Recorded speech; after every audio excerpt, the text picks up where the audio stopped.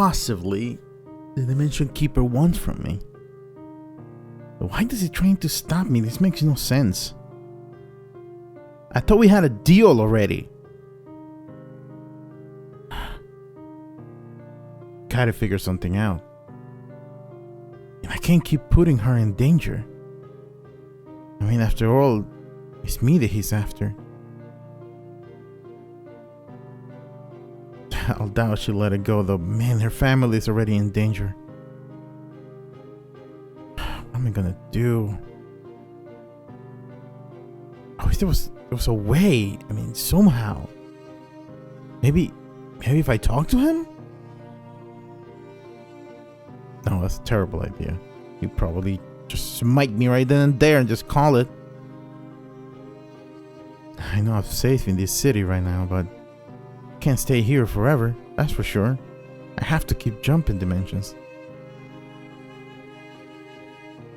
But I wonder, if he's so powerful, what could possibly be going on in this city that he cannot come through? He said that he's the one place that the Dimension Keeper won't go. Why? What is with this city that is making the Dimension Keeper not approach it? I bet you he has a weakness. I know he has a weakness. Gotta be something. Huh.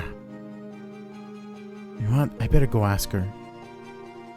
She might know something. She might have heard something. I don't know. Maybe from the town or something. I don't know. She's been around here longer than I have. She surely knows something that could help us put a stop to the Dimension Keeper. You know, there's got to be something we can do about this. I mean, the Dimension Keeper, he has to have a weakness of some kind. Well, you know, now that you mentioned it, I remember hearing about this story. Now, it was just folklore. And at the time, it was just something you told, to the generation coming up. But why don't you sit down? Let me tell you the story. There may be something to it. Oh, great. I like stories. There was once a king who ruled in a prosperous and peaceful kingdom. Then one day, a flying beast appeared in the sky that threw the entire kingdom into chaos.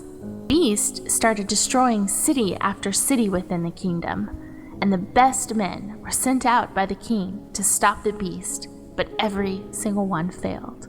So the king decided he needed a better weapon to fight this beast. He ordered his best wizards to work alongside his most skilled blacksmiths in order to create a weapon that would end the terror of the beast upon the kingdom. So they started working on this weapon, and the king sent the last of his army to hold off the beast until the weapon was ready. He promised that he himself would come meet them with this weapon and end the beast once and for all. The wizards give this powerful weapon to the king with a warning. It must be destroyed after the beast is defeated. If not, the sword will corrupt his heart.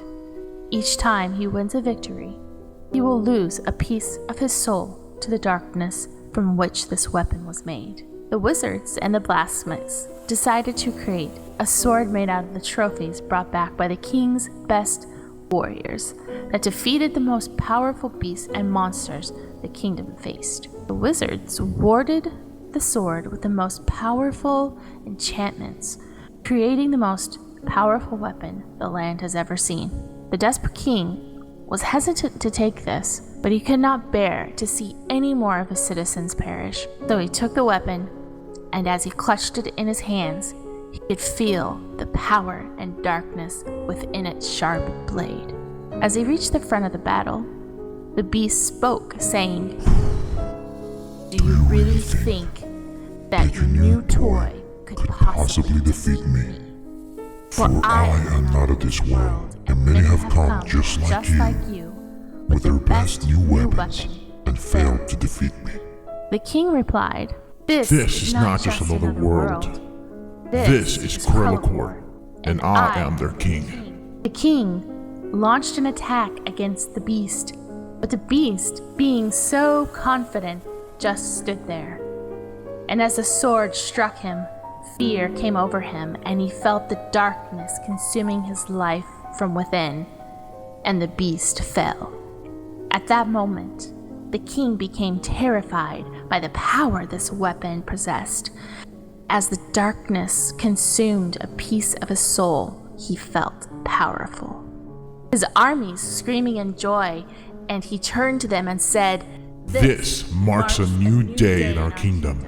For as long I hold this sword in our hands, no beast or man will ever threaten Krelakor." It is rumored that the king became dark the rest of his days, and although he saved his kingdom, he was never the same. Before the end of his reign, he commanded the weapon to be destroyed. It is too powerful and too damaging for anyone, so the recipe and the weapon were both destroyed that day. Some people believe it is somewhere scattered through the dimensions. Nobody really knows the full and true story.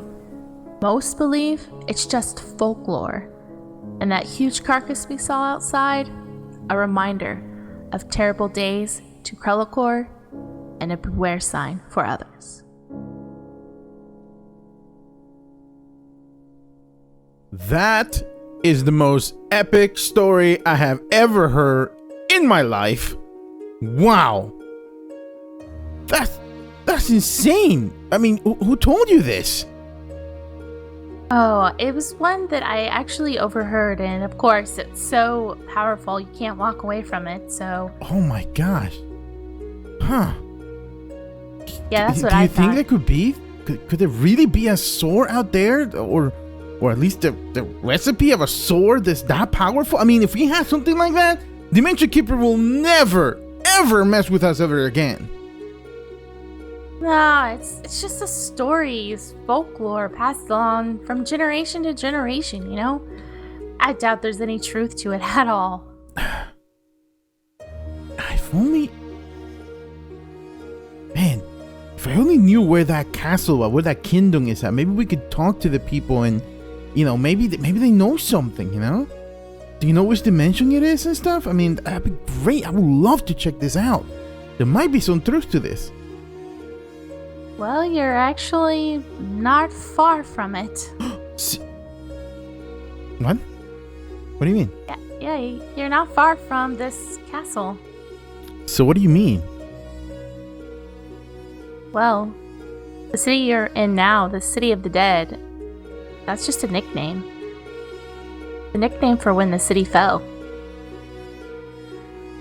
So what's the real name of the city?